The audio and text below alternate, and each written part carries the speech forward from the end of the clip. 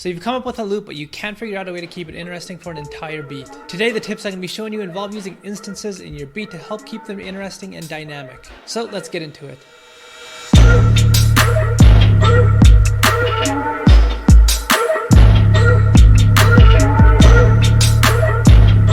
Alright, so you might be wondering, what is an instance? An instance is a term that I use to refer to a short, abrupt disruption in our beat to help keep the listener's attention by being unpredictable. I'll show you what I mean shortly, but a few common types of instances are sample, effects, as well as arrangement instances.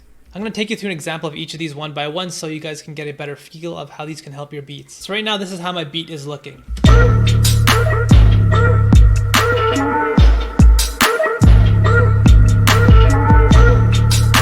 But I can tell already, if I just loop this over and over again in my beat, this is going to get very monotonous very quickly. This would be a great time to use a sample instance. So I'll start off by extending this beat out a little bit more. And what I'm going to do, instead of having this same loop play over and over again, I'm going to cut out a section of this beat here. And now instead of having the beat play for this tiny little gap here, what I'm going to do instead is replace it with a sample. The sample itself doesn't really have to have anything to do with the beat, nor does it really necessarily have to be musical. In fact, sometimes the more random and out of place a sample sounds, the more effective it'll be at keeping our listeners' attention. Now let's take a listen to how this sounds.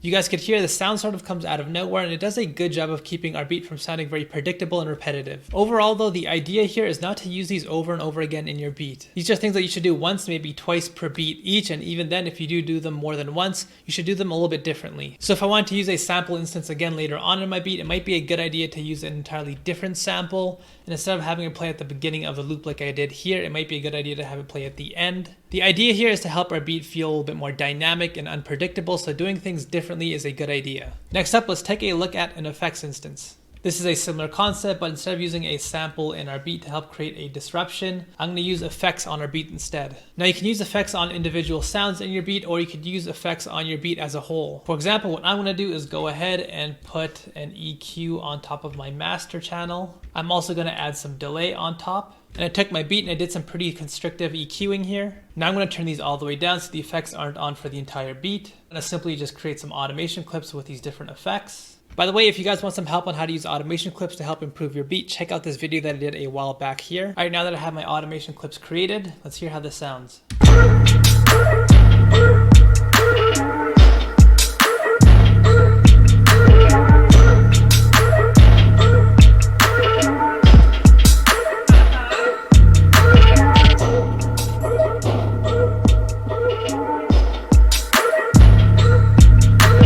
All of a sudden the beat goes through this effects chain here, and it just creates a disruption in our listening experience. Again though, if we wanted to use this type of instance later on in the beat, it might be a good idea to do this a little bit differently. Instead of using these specific effects like I did in this section here, I might use a whole different set of effects later on in the beat. And again, I might use it at a different point in the loop. Instead of using it at the beginning, I might do it at the end. Another type of instance, the last one that we're going to look at, is an arrangement instance. This is where you change the arrangement of your loop just for a short, brief moment in time. Let's take a listen to how this would sound.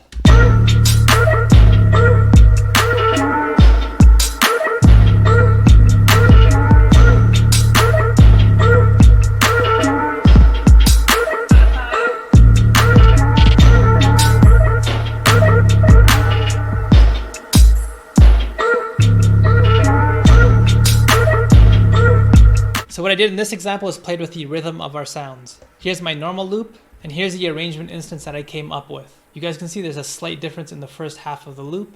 Again, the idea here isn't that we're coming up with an entirely new section in our beat. I'm not creating a hook or a bridge or anything like that. We are just momentarily making the beat different for one little tiny part of the arrangement in the entire beat. That's why you'll notice in this example, I only made changes to the first half of this loop. I created an arrangement instance and then went right back to my regular loop. I did a video a while back on 5 fundamentals of beat arrangement, so if you want to check that out, it'll give you a better understanding of what the possibilities are when you're coming up with your arrangement instance. Overall though, you guys can see I created these instances pretty crudely. To help the flow of these a little bit more, to integrate them into the beat a little bit more cleanly, I could insert different types of transition noises, but it's up to you really. If you like the idea of using these types of instances in your beat, but you want to keep them very disruptive and jarring, the choice is yours. Hopefully you guys have learned something from this video. If you did, please do like and subscribe. Let me know in the comment section below which of these types of instances is your favorite to use. As well, my free jump kit is available in the description box below as always, and I will see you guys next Tuesday.